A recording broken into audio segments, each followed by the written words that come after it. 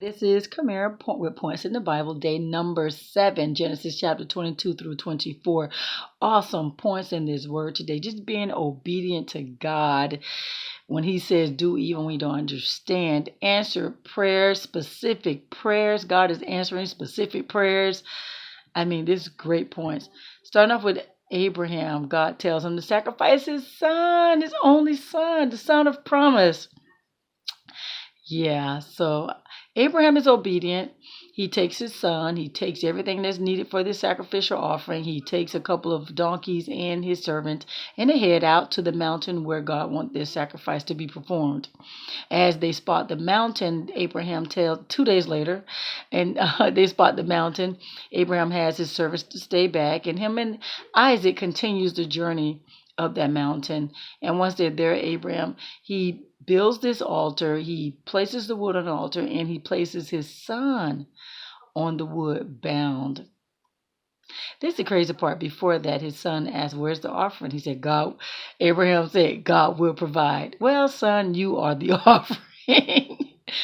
So as Abraham goes to reach for the knife, the Lord speaks to him through an angel, tells him not to harm the boy, and that God knows for sure that Abraham will withhold nothing from God. And there is a ram in the bush. And so Abraham, he sacrifices that ram. He offers that up to God. God reminds him of those promises that he is blessing him and his descendants with. And the point here, guys, is when God say do, I don't care if you don't understand it, do it. I don't think God's going to have anyone to sacrifice their child. Not physically like that where they would lead to death, but there are some things God asks us to do we don't understand. Just be obedient. Raise your child in the church to know God.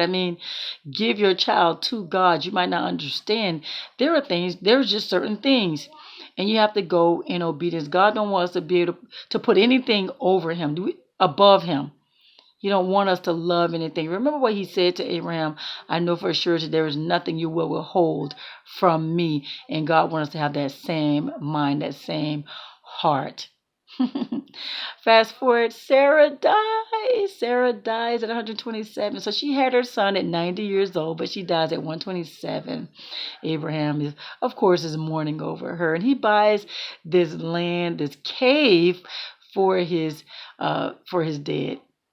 And this Abraham, the Hittites is telling him, "You don't have to buy this. We'll just give it to you." Abraham is not like that. Abraham, it's clear. It's like I want us to be clear that I bought this. That you did not give this to me. You don't have anything over me. I'm buying this fair and square. And he persists, and they let him buy it from them. And yeah, so that's a new burying place in that cave. I couldn't even say the name. McAlpin. I don't know. Anyway, and so he buries his dead. There's a lot to be said about what Abraham did. I don't think it's a pride thing. It was wise. If you have the money, just pay for it. You don't have to always, get because people give. And that's not a pride thing. It's just that he's not in their pocket. He's not in their pocket. So, yeah, there's no confusion. He got the deed. Fast forward, Abraham is old, and it's time for Isaac to get a wife. So he has his oldest servant, the one who's over his stuff. He has this servant to swear, to make a vow that he will get Isaac a wife from his homeland, from his brother. Abraham sent this servant to Abraham's homeland to get Isaac a wife. And I love the fact that this servant wants to please Abraham. He does not want to fail him. So he offers this prayer to God. This prayer is a specific prayer for success, basically. And he's so specific with that prayer. He gets to this area, and what he prayed for actually happens. And it is Rebecca who becomes the wife of Isaac. And her family blesses her and sends her back home. But the point is, sometimes we could be specific with those prayers. This guy was specific because he wanted to be successful.